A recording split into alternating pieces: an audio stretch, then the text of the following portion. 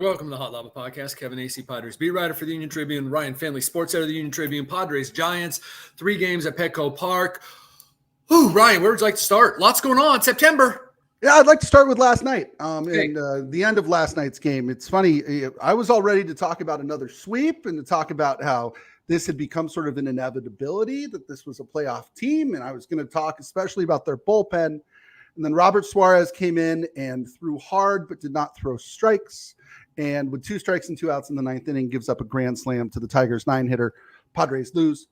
Tigers take 1 of 3 here. And now there are questions about Robert Suarez as the Padres closer.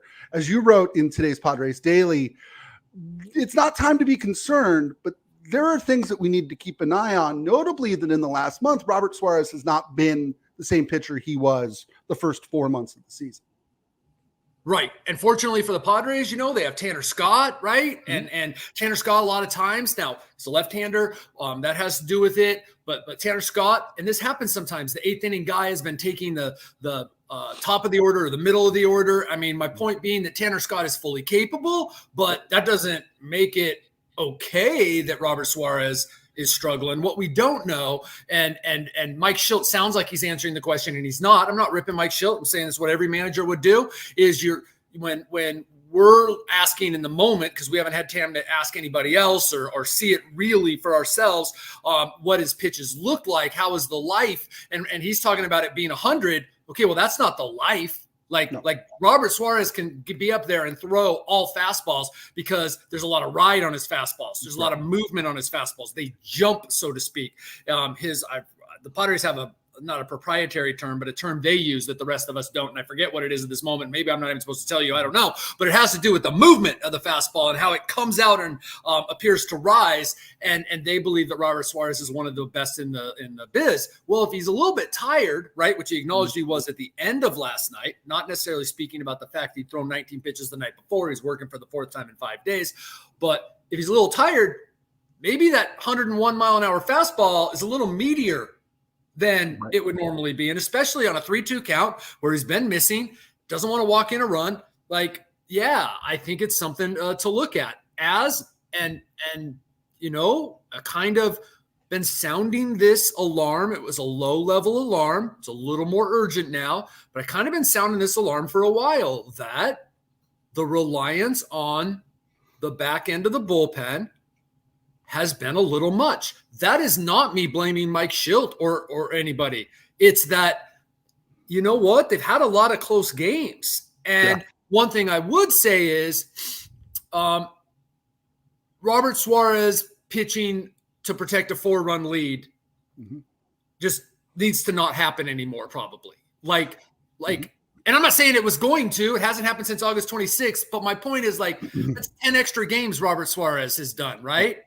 And that's more than other closers, right? That's something that people do now. You bring in your closer in a non-save. But I'm saying Robert Suarez has worked a lot of high-pressure situations, which is his job. But as Mike Shildt will remind us, these guys are only human. They're only human. Robert Suarez has been especially human since August 8th. In 13 games, he has an ERA of 6.5. Opponents are hitting .294 off of him. With a .357 on base percentage, 9 strikeouts and 6 walks from March until August 7th. March 20th to August 7th, he had an ERA of 143 and an opponent batting average of 184. Again, we could say one is a very large sample and the other is a smaller sample because it's only a month. But I think that there are some concerning things here. It was clear to me, and I'm just a guy watching on TV, Kevin. It was clear last night that he wasn't right. I mean, he came in and could not throw strikes. He hasn't had a clean inning. Well, I shouldn't say he hasn't. I didn't do that research, which I should. But, hey, that's what you get with the benefit of hindsight. But I think if you've been watching, that this is true. There haven't been very many, if any, clean innings in a while. There's a leadoff single. Guys are jumping on that fastball or something. That's what happened last night. First base runner, boom, boom, you got ambushed. Fine. Okay. But, there has not been a lot of cleanliness from Robert. There hasn't. And even last night, whether it was a fly ball to second base or right field, fly ball to the right side, I think it was for the second out. I mean, that was on a ball that by the time he hit it would have been ball 4. right? It's when he was missing, and I think for him missing big last night. Now, this is where we give some context and put this in proper perspective. Robert Suarez has done more this year than I think anybody reasonably expected of him. His ability and his availability has been a real ability this year. We had been talking for the last 2 or 3 seasons about a closer in Josh Hader who would only pitch under very certain circumstances, right? Robert Suarez is not that guy. The flip side of having a guy as available as Robert Suarez is maybe he's hitting a little bit of a wall here towards the end of the season. What is a common way to get somebody sort of to back off, especially on a reliever? We know Michael, you can skip Michael King's start and that's good. How do you back off a reliever? Do you just give him a week off? What do you do? Well, that's something that they've been doing with Robert, and it just hasn't happened recently. And they're trying to win, to get into the playoffs. And this is the time of year that you go for your closer and you push your guys. But yes, you back off. And fortunately, they have Tanner Scott, Jason Adams, Jeremiah Estrada, right? Now, here's the thing. Jeremiah Estrada's pitched way more than he's ever pitched, majors and minors combined in a season. Adrian Morejon has pitched more than he has ever pitched in a season combined, majors, minors. So now here's something I've been remiss on. And early on when I noticed he wasn't pitching, it was like, okay, well, it wasn't the situations. And he's been pitching a lot lately. It makes sense. But I lost track the last couple of days that we haven't seen Brian Hoeing, okay? Right. Your middle guy. Now, I haven't looked into, I remember thinking during some games, hey, I wonder if Brian Hoeing's going to get up. Oh, he didn't? Okay. Well, it makes sense that he wouldn't for this reason and this reason. Sure. Well, now he hasn't pitched since August 29th, I believe, in St. Louis.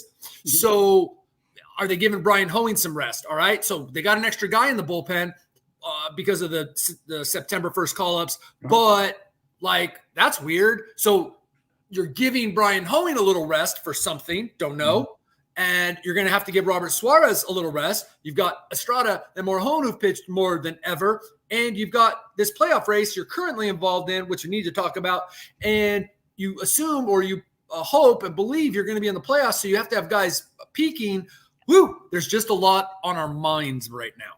The solution to everything, Kevin, is to win by 5 runs or more. Don't say that. That's obvious, Ryan.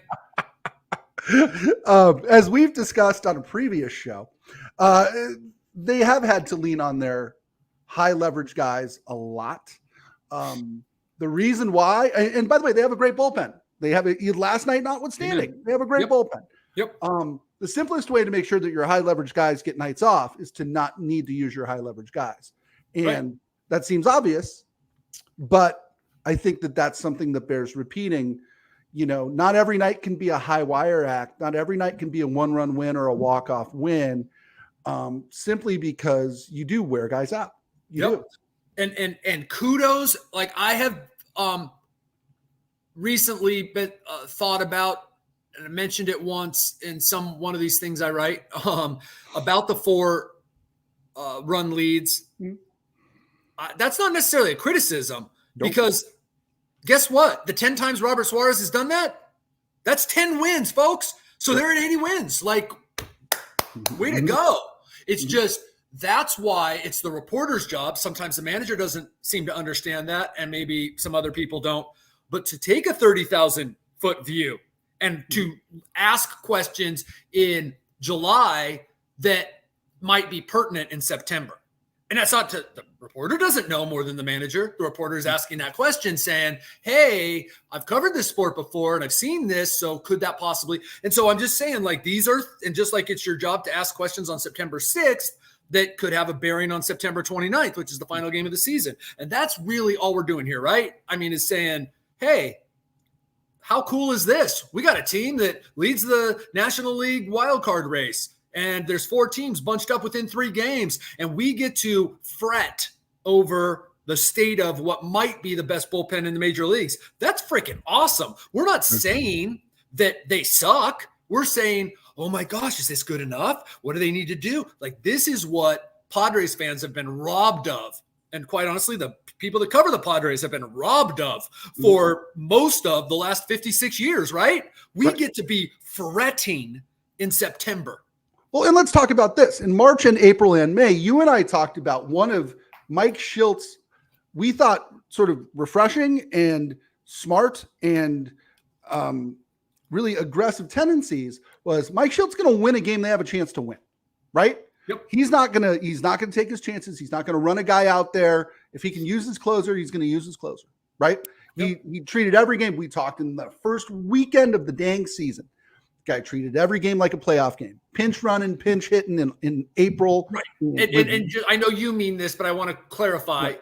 With the also a eye to the fact that it was a part of a long season. Of course, yes. Yes. But far more than what we saw out of Bob Melvin. Again, not ripping Bob Melvin, but that's what you're saying is this guy, you got a chance to win, you go. Well, right. Because, right, we knew that this was a team that had really struggled out of the gates in recent years. Mike Shildt, it seemed to me at least, wanted to make sure that he locked up the games that they had a chance to win to give his team a chance to make the playoffs. Well, you know what, Kevin? It's September, and this team more likely than not is going to make the playoffs. And so we're talking about availability in September and time off in September because, dang it, we think that this is a team that's going to be playing in October. Yep. Right? Yep. The end. I mean, I think that it is totally fair and within the realm of fairness to both praise Mike Shildt in April for doing what he could to win every game that he could. And in September, wondering if maybe it's time to give these high leverage guys a break because, again, this is a team that, again, the odds all say will be playing October baseball. Right. And yet that is 100% true. And that then also kind of being like, like they got to get there. I mean, this thing has tightened up. And remember, like, the Mets are 3 games back. The Mets and Braves are tied for the final wildcard spot. The Mets and Braves, the Braves, the Padres have the tiebreaker over. The Mets, the Padres do not have the tiebreaker over. Like, the Padres do need to play probably above 500 ball the rest of the way the Mets are going. Right. Either the Mets need, and do we know who the Mets play down the stretch? You know, I haven't looked at that. I know who the Padres play, Ryan. I assume there's some Braves in there, and I assume there's some Phillies in there since it's September. Right. And if that's the case, that's probably good news for the Padres. And I still will say this as we transition into talking about playoffs. Yes. That the calendar is against the teams trailing. Yes. But that is why, man, the games now are what it seems some people treat the games in April and May and June and July as. Like where the feeling, heck, I have to fight it. The feeling changes based on a win or a loss. Like back, it's like, hey, this team's going really good. Oh, they lost and this exposed all their weaknesses. Oh, no. Well, now, like you started at the beginning here saying that you were set to talk about another sweep and this seemed like an inevitability, and then they lost. And here's the funny thing. They didn't lose ground to the Diamondbacks. They didn't lose ground to the Braves, who lost, but they did lose ground to the idle Mets, and they failed to gain ground. Right. And in September, man, it just feels like every win and loss. This is so awesome. The only thing I've missed really about covering the NFL is how every game felt important. Yeah. Yeah. And that's it. Like Sunday were, and that's what September and October baseball feels like. And we haven't had enough of that. And so I welcome this sort of like diving into like every possible thing that could go right or wrong. Sure. The New York Mets, by the way, to wrap up their season, play the Cincinnati Reds in a 3-game series that starts tonight. They then travel to Toronto, return home to play the Phillies and the Nats, and then the Phillies again, and then at Atlanta, at Milwaukee. Okay, so they close that with 12 straight against playoff teams, or Okay. And the Padres close. The Padres close big with the Dodgers and the Diamondbacks. Yeah. Before that, have the White Sox, the Astros before that, and this trip coming up, have the Giants before the Astros. I'm going backward, which is really helpful to people. I'm working from the end of the season to the forward, and then Seattle, and then obviously this Giants. So 6 against the Giants, 2 in Seattle, where, man, Seattle pitching has just owned the Padres. Yep. And then you've got Astros, obviously going to the playoffs again, and you've got White Sox, which should be 3 wins, but you don't know what happens. Look, it's absolutely appropriate and part of the fun to talk about the schedule. over the last couple of years, I've just learned, it's been reinforced to me, it doesn't matter who they're playing. It's about what the Padres do. It's about what they they faced do. this kid, Mason Black, tonight. He's making his 5th major league start. I don't know if he's going 7 shutout or if the Padres are going to score 8 runs on him in the first 2 innings. I mean, right. Can we talk about the Giants a little bit? A confounding. Because I don't know much about them except their manager, Sure. and that they had this rookie who was sort of threatening Jackson Merrill for a while, and they don't have any this is Bob Melvin's dream team. Like, they don't play almost anybody regularly. Am I right? Like, It's just unbelievable. Right. It's it's crazy. It's crazy. Don't they have one? Didn't Jeff Sanders tell me they have one guy who's qualified, like one batter? Wow, really?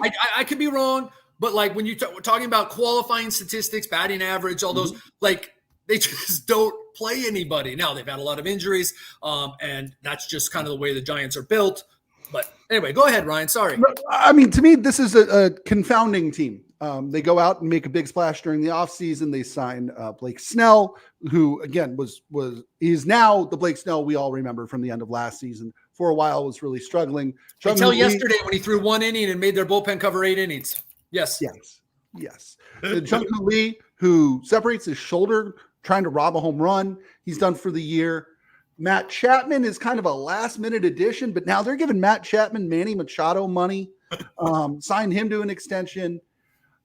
A strange team. And I think this, to me, a disappointment as a franchise. They're under 500. They bring in Bob Melvin. I think that there were maybe unrealistic expectations for this team. Giants just haven't really delivered.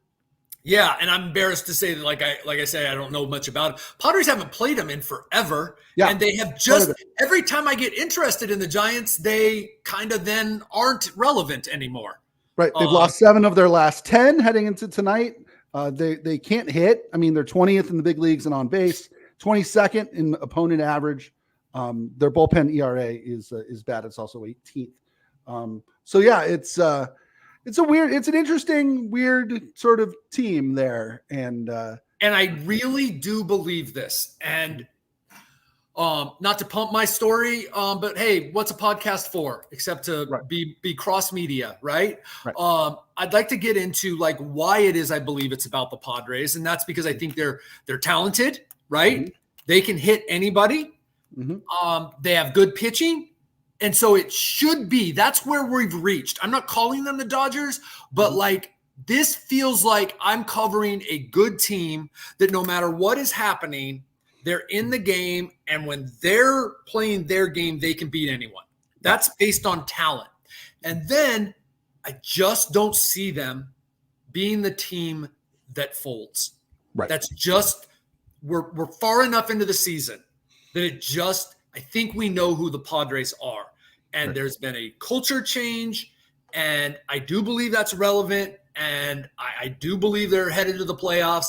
Doesn't mean that I'm not like, wow, this is great, man. Go to the ballpark today. What happens with the Giants based on win or loss? Oh, it's going to be so exciting. But I don't know what your impression is, but I believe that it's a different team, and that you can't – I just know that you are justified to believe that they're going to get it done. I think, and this might be a little bit of a peek behind the curtain. In my journalism experience, the good teams I've covered, you really don't worry about who they're playing. Good teams, there's enough to talk about and enough to think about with the team that you are covering, right? With the Padres, I think that there's enough of a sample size this year, right? They played 130 something games. 142 games. Can you believe it? I think that it's clear that if the Padres play well, they should win most of their games. And when you're playing the Giants, if the Padres play well, they will win.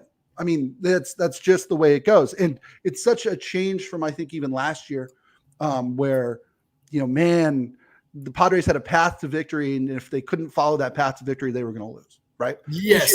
This year's different. Every day was some different reason, and these reasons make sense, right? Mm-hmm. These reasons make sense. This pitcher was doing this, he hit the ball well. We'd never seen him. He has good stuff. Everyone's a big leaguer, blah, blah, blah. Yes, true. Impossible to argue with. Right. Doesn't matter. And that's where I will always stick up for Mike Shildt and the culture change that he has brought. Because I will be honest with you and tell you that covering Mike Shildt can be a challenge. And that's not just speaking about the cliches and the not giving any information or insight, which, whatever. That's neither here nor there. His job is to win.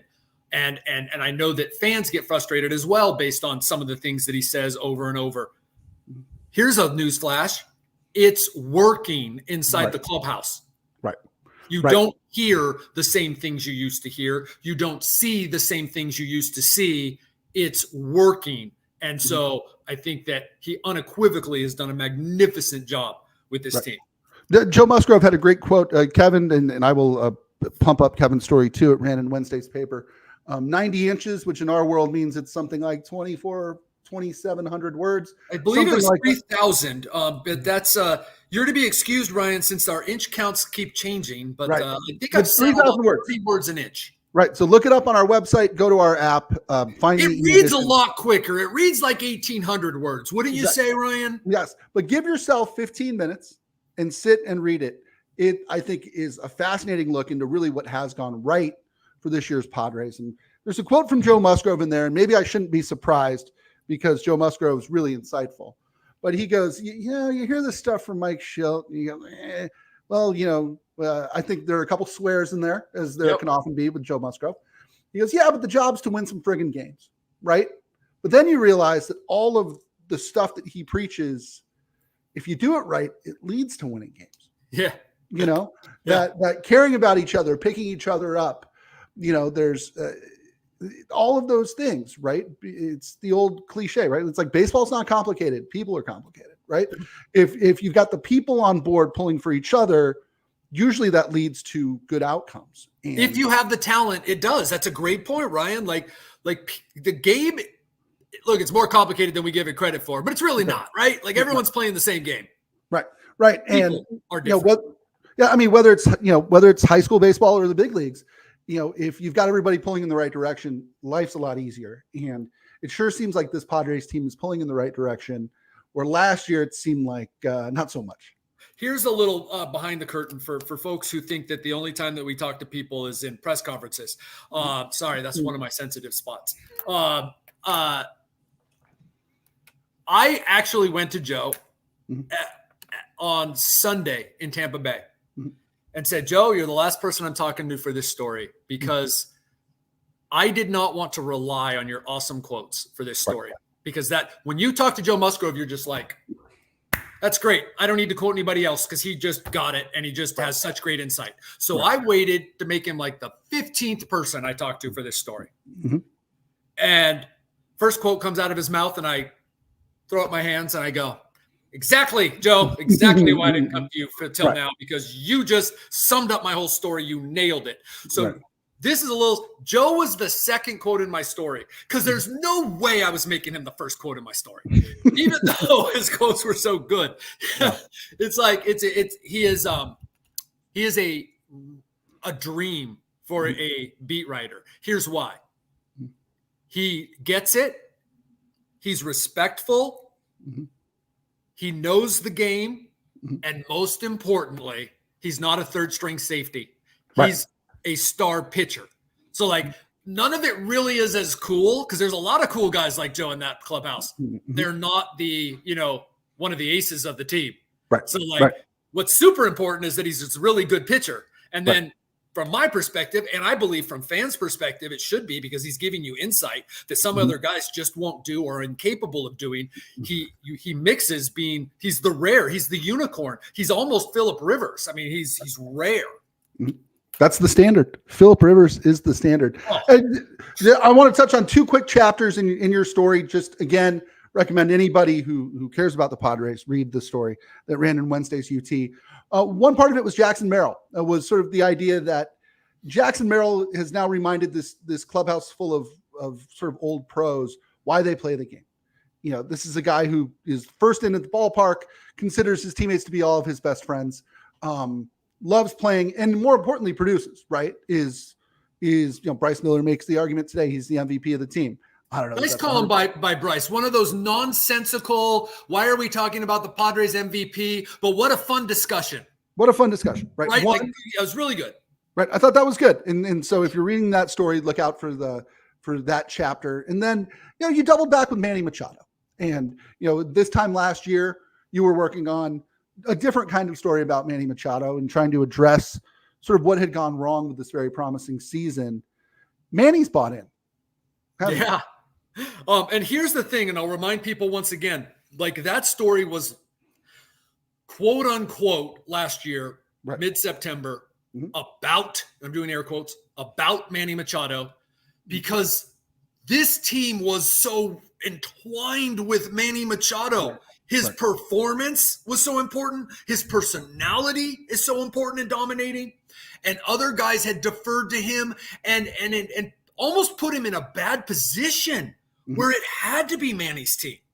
And one of the things Mike Shildt did and the other leaders on the team rose up and took the challenge is, why is this all on Manny?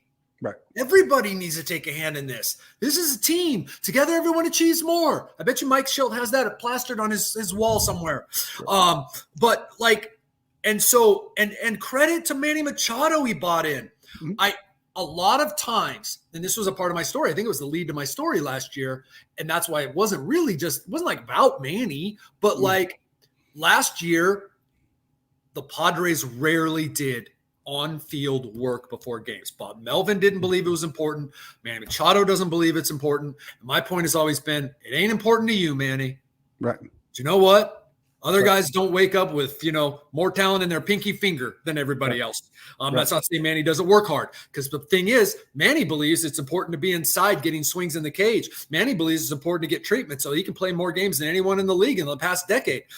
That's what Manny believes is important. And dang it, that's important to Manny Machado, right? Okay. So there, I've said it, that it's not Manny's fault or responsibility necessarily to be out on the field taking grounders or working on some drill or whatever before the game. It's important to Mike Shildt. Mike Shildt believes the little things win games. Manny Machado is out on that field virtually every day that his teammates are out there doing drills. And the Padres have done it far more, like exponentially more. I can't even explain to you how much more. They have done that before games, the afternoon before night games this year. And Manny's out there and he says to me, yeah, it sucks. Why do you do it, Manny? I know these answers. Because you got to try something new. You got to try to win a World Series, man. He is bought in from the start. Folks, do you understand how impressive that is? Like Manny Machado is on a Hall of Fame trajectory, doing it Manny Machado's way. Always supported that. Always thought, yes, I've been around Hall of Fame players. You do it your way. And he said here in year 13, whatever it is, I'm going to change this part to be a good teammate and to be a leader. I just think that might sound simple. You know why it sounds simple? Because the rest of us aren't on a Hall of Fame trajectory. Well, and it speaks to a point that you made in your story, and you told me about last February when you were in Peoria. The trade-off is, right, these guys will go do pregame work. They will go do this stuff with Mike Shildt. Mike Shildt does not waste a second of their time. This is not standing around shagging flies. It's not little league stuff, right? Yeah. Right. Yeah, this is intentional, quick, efficient stuff. I mean, you told me, I think, a story about, Peoria in February, where they go out to do drills and there's 7 coaches all doing something different all at the same time. And it's like, quick, get it done, then get off your feet. Yep. Right. Yep. There you go. And last year, and this is again, not just last year, all years, that's 25 minutes. Yeah. Right. Yeah. Players love that. Right. Especially when they feel they're getting better and the work is actually working. Right. No, I got you. It's crazy. 3-game series, Padres Giants, starting tonight. We're not going to get into too much of the pitching stuff. Black versus King. Tonight you get into Logan Webb versus Dylan Cease. Logan Webb, very good. Very, very good. That's a good matchup. That's the kind of matchup you go out to see right there. Yep. On Saturday. And then Sunday is, I know this, Kevin, Joe Musgrove versus TBD. Yeah, you know TBD. TBD is tough. TBD shoves sometimes. Has always been a little rough on the Padres. Certainly has. Right. Bullpen games are not great for them. Guys making their like first or second big league start, not good on the Padres typically either. So a big 3-game series. But like we said, it's less about who they're playing and more about how they're playing here in the final month of the season. Kevin, I'm going to put you on the spot one more time. You just mentioned Joe Musgrove being a good quote, a great guy to talk to in the Kevin Acee annals of covering sports. If Phillip Rivers is the standard, who's in the top, say, 3? Eric Weddle. Okay. And Joe Musgrove. Okay. And Will Myers.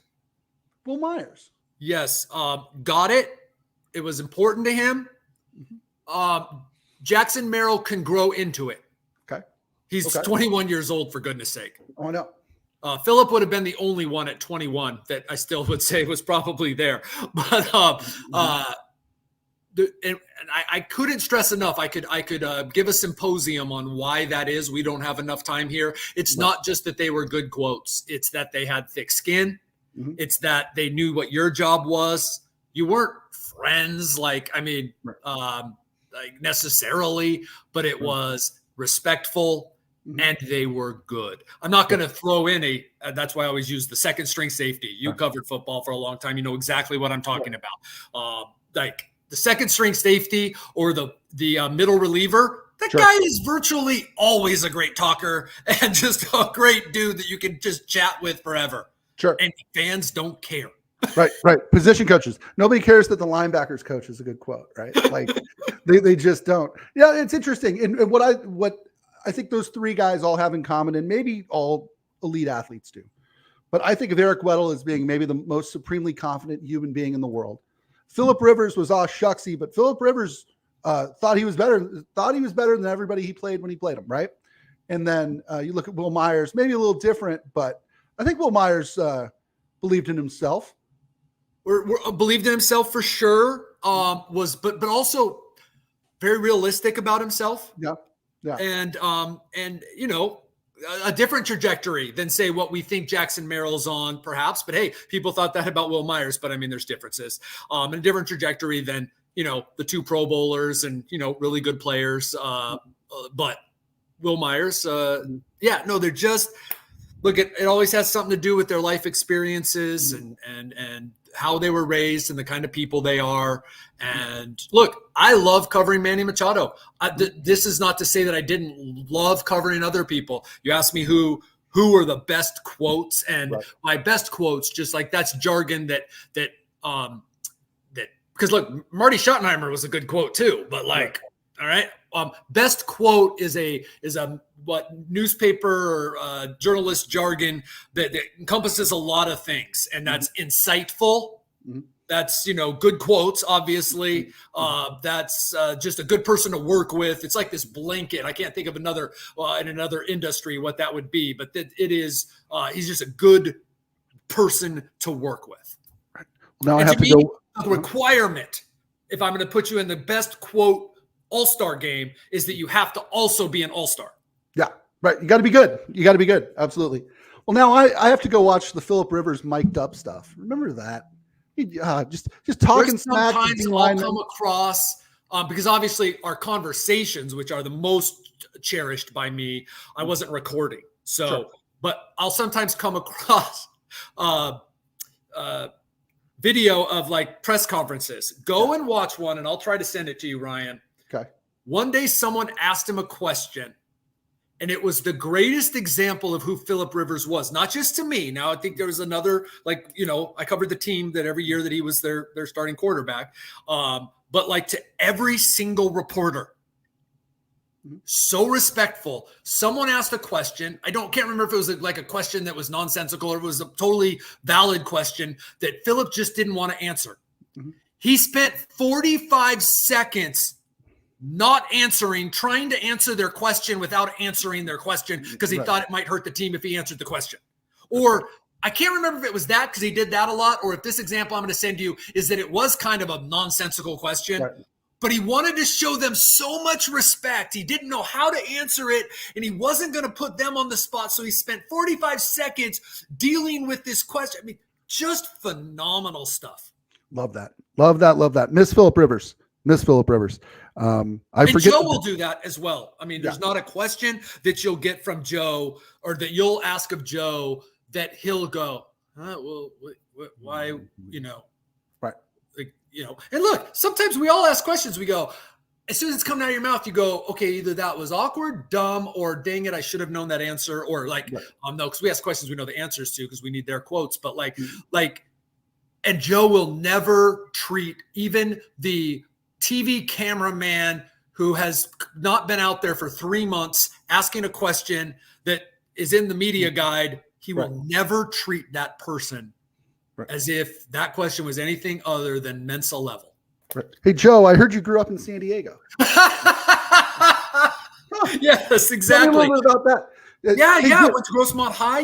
My family's still here. And it could have also been the third time he was asked it. Like, right. Joe, your parents own a coffee shop, I heard. Tell me about that. Anyway. Yep, and he spent 5 minutes telling him about it. Yep. Padres Giants 3-game series starting Friday night at Petco Park. That'll do it for this episode of the Hot Lava Podcast. For Kevin Acee, I'm Ryan Finley. We'll see you next time.